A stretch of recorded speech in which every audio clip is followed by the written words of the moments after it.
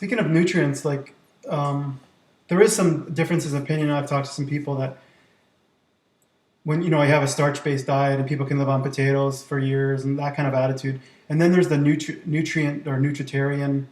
I mean, there's Dr. Furman, Dr. Greger to some extent.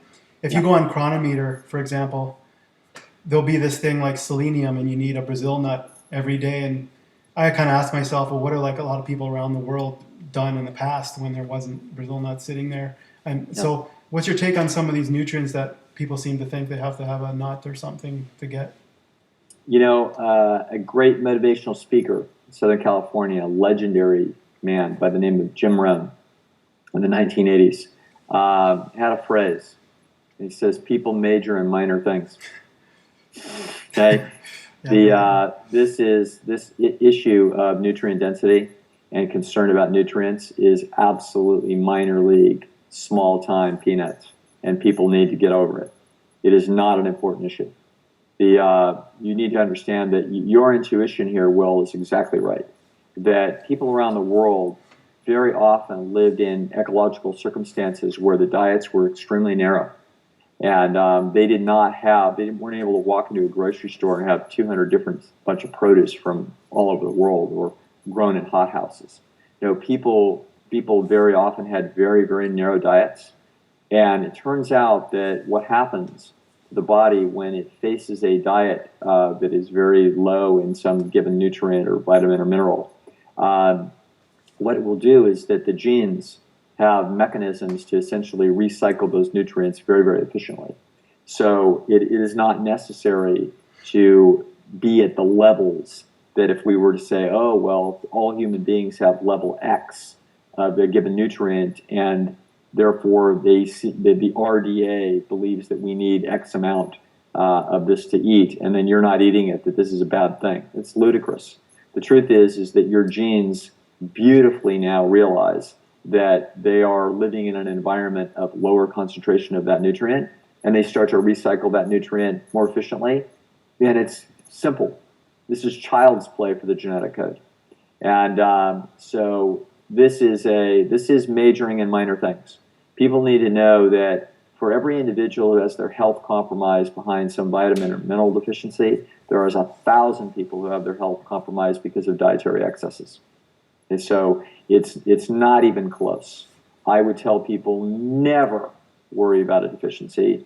And people also have people have a natural tendency that I believe it's embedded into the neural coding of humans to worry about deficiency. And let me tell you why it is that I think that they do.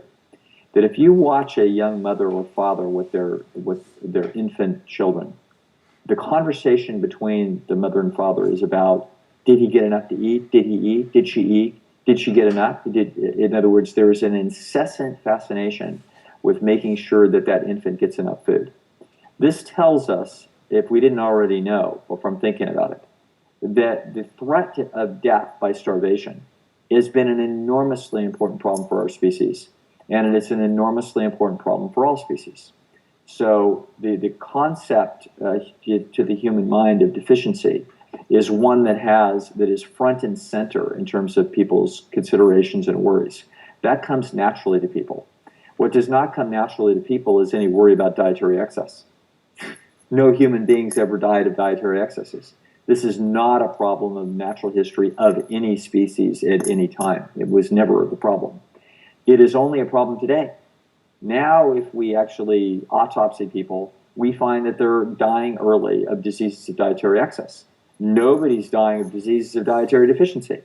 Okay, so the concern on the part of these doctors have already know the big picture.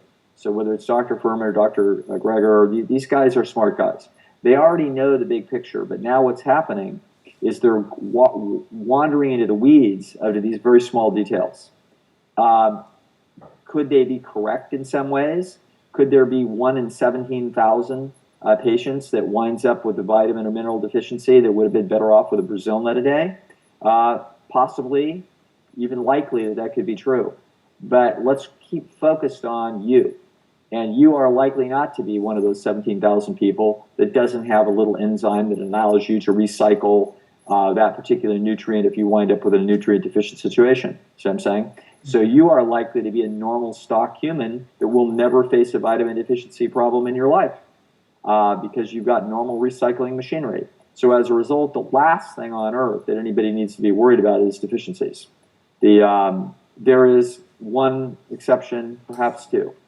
And the exception is in the modern environment, if you choose to be a vegan, which is an unnatural diet, by the way, it is not the natural diet of our history. We actually believe it is a superior diet to the diet of our natural history, as our humanoid ancestors went from being a vegan to adapting to the utilization of meat in order to be able to traverse larger expanses of the globe. So if you're going to be a wandering primate and you're going to be willing to leave your homeland and cross rivers and you're not sure where your next meal is going to be coming from, then it makes sense to widen your palate. And this species did widen its palate to include hunting, but it was it was not an original diet for the species, it was an additional diet for the species. And as a result of that, our digestive process has co-opted machinery in order to allow that process to happen and utilize this food, but it's a little bit rough. We can see that animal food is a little bit rough on people relative to plant food, and that's why when we get higher concentrations of it, we start seeing things like cardiovascular disease and cancer at higher rates because it's just a little bit rougher fuel. Now, you see what happens to me, I lose my place. But the point is that we are perfectly designed to be a vegan, and yet it's going to turn out that if you are a vegan in a very antiseptic environment where all the fruits and vegetables are washed, and you do not eat any animal food, which therefore you're not eating anything with bacterial contamination, which animal food is full of it. From that bacterial contamination in animal food, you'll get vitamin B12 being formed. And as a result of that, you were designed by nature to be eating some of that animal food with its bacterial contamination. And so you lost the ability to recycle brilliantly the vitamin B12 in a deficiency situation. So therefore, it's because it was so ubiquitous. There's so much vitamin B12 in any diet of a normal people that might have had 10% of its calories from animal food. If you choose to eat a really pristine diet of vegan matter, and it turns out that vegan material also doesn't even have any dirt on it because it's been washed, then you could wind up with a vitamin B12 deficiency, and it makes sense to take a vitamin B12 pill, okay? That's it. That's where that's the end of the evidence. Now, the other issue would be vitamin D, which there are people now that spend an awful lot of time indoors and don't spend very much time out of doors.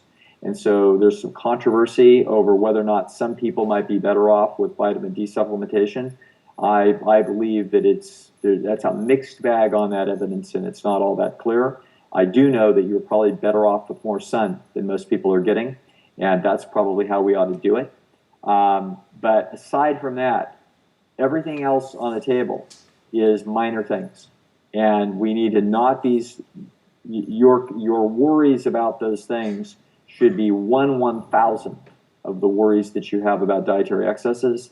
And so that's where I come down on that, and I think that's what people's focus needs to be.